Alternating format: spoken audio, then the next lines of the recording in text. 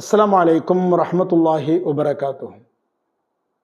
ഇവിടെ നമ്മൾ ഒരു പ്രധാനപ്പെട്ട കാര്യം മനസ്സിലാക്കേണ്ടതുണ്ട്.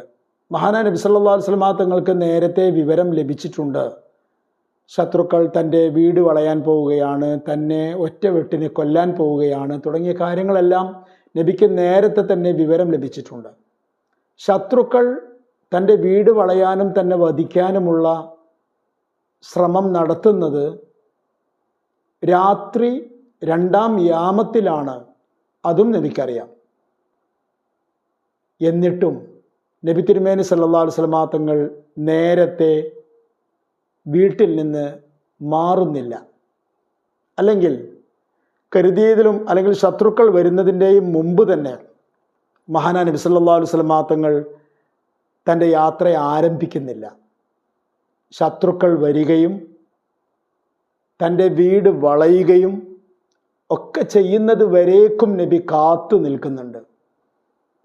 ഇതൊരുപാട് ചിന്തകൾ നമുക്ക് പകരുന്നുണ്ട്.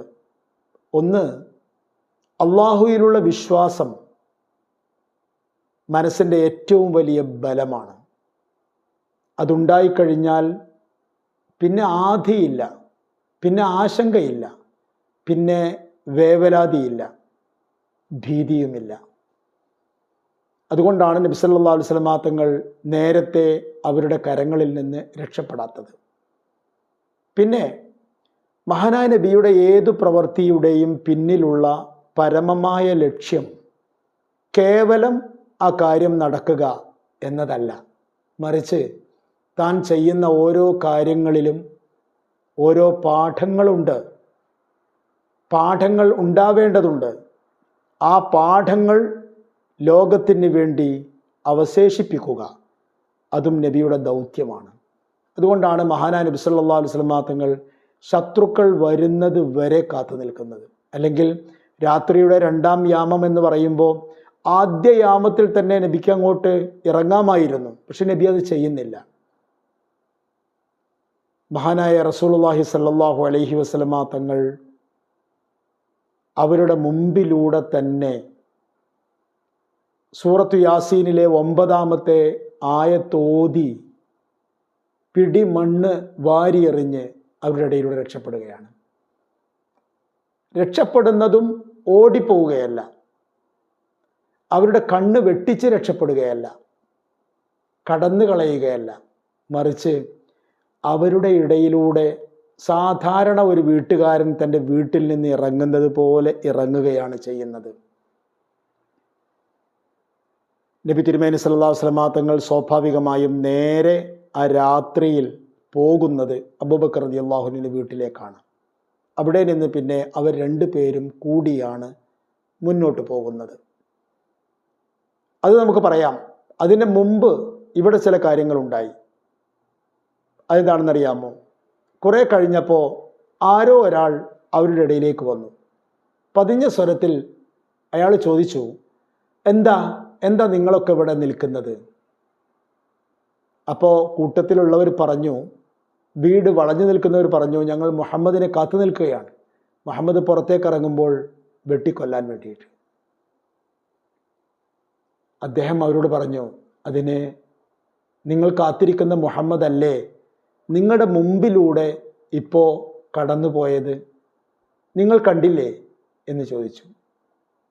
അവർക്ക് അയാളെ വിശ്വസിക്കാൻ കഴിഞ്ഞില്ല. കാരണം നേരത്തെ അബൂജഹൽ അവതരിപ്പിച്ച ഈ പദ്ധതി ഒരിക്കലും പാളുകയില്ല എന്നത് അവരുടെ എല്ലാവരുടെയും ഉറപ്പായിരുന്നു. അതുകൊണ്ട് തന്നെ അവരത് വിശ്വസിച്ചില്ല. പക്ഷേ ചില ആൾക്കാർക്ക് സന്ദേഹം തോന്നി. അവർ നബിയുടെ വാതിലിൻ്റെ അടുത്തേക്കെത്തി. വാതിലിന് പഴുതുണ്ടായിരുന്നു. പഴുതിലൂടെ അകത്തേക്ക് നോക്കിയപ്പോൾ അരണ്ട വെളിച്ചത്തിൽ അവിടെ നബിയുടെ കട്ടിലിൽ ഒരാൾ മൂടി പുതച്ച് കിടന്നുറങ്ങുന്നത് കണ്ടു. അവർ ആ ആഗതനോട് പറഞ്ഞു, നിങ്ങൾ എന്ത് വിഡ്ഢിത്തമാണ് ഈ പറയുന്നത്? ഈ രാത്രിയിൽ മുഹമ്മദ് അല്ലേ അവിടെ കിടന്നുറങ്ങുന്നു എന്ന് പറഞ്ഞു. പിന്നെയും അവർ കാത്തു നിന്നു. പക്ഷേ സാധാരണ നബി ഇറങ്ങുന്ന സമയത്ത് ഇറങ്ങാതെ വന്നപ്പോൾ അവർക്കൊക്കെ ചില ആശങ്കകളുണ്ടായി. അവസാനം ഒരഭിപ്രായത്തിൽ ചിലർ ചെന്ന് വാതിലിൽ മുട്ടി വിളിച്ചു എന്ന് പറയുന്നുണ്ട്. അല്ല, അവിടെ നിന്ന് സാധാരണ ഉറക്കിൽ നിന്ന് എഴുന്നേൽക്കുന്ന എല്ലാ മട്ടും ഭാവവും കൊണ്ട് അലി റളിയല്ലാഹു അൻഹു പുറത്തേക്ക് ഇറങ്ങി വന്നു. അപ്പോഴാണ് അവർക്ക് അമളി മനസ്സിലായത്. നേരത്തെ ആ പറഞ്ഞ ആൾ പറഞ്ഞത് സത്യമായിരുന്നു എന്നും അവർക്ക് ബോധ്യപ്പെട്ടത്. അപ്പോൾ ഉണ്ടായ അവരുടെ കോപം അത് നമ്മൾ വിവരിക്കേണ്ട ആവശ്യം വരുന്നില്ല.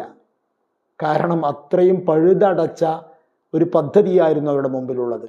അതാണ് പരാജയപ്പെട്ടത്. അതുകൊണ്ട് അവർ നേരെ അലി റളിയല്ലാഹു അൻഹുവിനെ പിടികൂടി. എവിടെയാണ് മുഹമ്മദ്? അവർ ഏകസ്വരത്തിൽ ചോദിച്ചു. അലി റളിയല്ലാഹു അൻഹു പറഞ്ഞു, എനിക്കറിയില്ല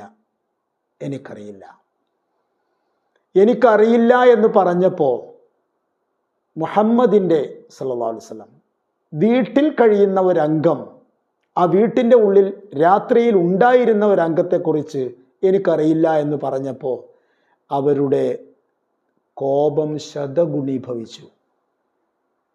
അവർ അലി റളിയല്ലാഹു അൻഹുവിനെ വലിച്ചിഴച്ചു. കഅബാലയത്തിൻ്റെ മുമ്പിലേക്ക് കൊണ്ടുപോയി അവിടെ ഒരു തൂണിൽ അദ്ദേഹത്തെ കെട്ടിയിട്ടു.